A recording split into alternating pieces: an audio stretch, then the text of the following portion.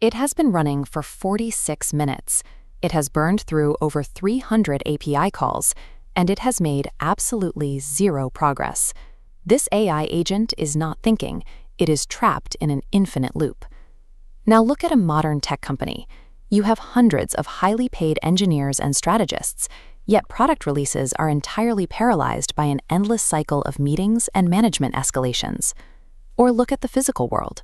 A massive legacy retail mall sits completely abandoned, even though it houses the exact top-tier consumer products people buy every single day. When we see these breakdowns, our instinct is to blame the individual pieces. We assume the model is dumb, the corporate executives are indecisive, or the retail products are undesirable. But the failure is rarely in the components themselves. The root cause lies in the unseen, flawed structural architecture surrounding them. Whether you are dealing with a piece of generative software or a human management team, autonomous entities break down the moment they hit messy, real-world complexity. This diagram shows how to fix it. Notice that glowing central core representing the intelligence. But intelligence alone is fragile. To survive, organizations must stop worshiping that core and start engineering the integrated system, the complex orbital layers and boundaries protecting it. Understanding this diagnostic framework is the only way a project escapes the theoretical safety of the demo room and actually survives in production. The first major systemic flaw is a lack of hard constraints. In autonomous AI, this missing guardrail triggers infinite loops and tool hallucinations. Watch the data path on this decision tree. The agent attempts a task, calls an invalid tool, and hits an error node. Because it lacks explicit boundaries, it blindly loops back and tries again, growing thicker and redder with each cycle as it drains the computing budget. You fix this by installing hard-coded termination logic. You build step caps and schema validations that force the path to hit a hard barrier, stop the loop, and safely reroute. We see the exact same pattern in the corporate world. Analysis from Bain & Company shows that tech operating models suffer from heavy friction when decision rights are vague or centralized. Organizations that operate as rigid boundary enforcers end up trapping their human teams in their own infinite loops of management escalations. High performers take a different route. They act as authority weavers, deploying traveling guardrails and transparent red lines. They explicitly empower frontline teams to solve friction locally, rather than waiting for central approval.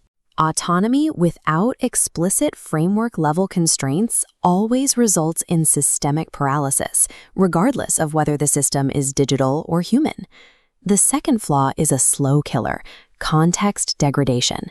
Look at this vertical timeline representing an AI agent's working memory. As the agent operates, it accumulates daily noise. Slowly, those chaotic, overlapping data nodes pile up until the original objective is completely buried and the system loses its way. The solution isn't to just buy a larger context window. Watch how the system compresses those chaotic nodes into a single clean summary block, pinning the core constraints back to the top of the timeline. This requires structured memory and continuous summarization. You have to force the system to actively filter out the noise as it goes. Endurance in complex environments requires actively compressing historical data. Merely expanding a system's capacity will not prevent operational degradation over time. The final barrier is the last-mile problem. This is the precise, unforgiving moment when an elegant plan must execute a tangible action in the real world. AI agents crash hard here. They encounter legacy enterprise systems that demand zero-trust authentication, tokenized consent, and cryptographic proofs of identity. They know exactly what to do, but they lack the credentials to do it. This grid maps the exact same collision in physical retail infrastructure. For years, digital storefronts and physical retail operated separately. When that digital network attempts to connect to an isolated, heavy warehouse block below it, the connection breaks, the workflow snaps. Best Buy Canada realized this was a last-mile disconnect.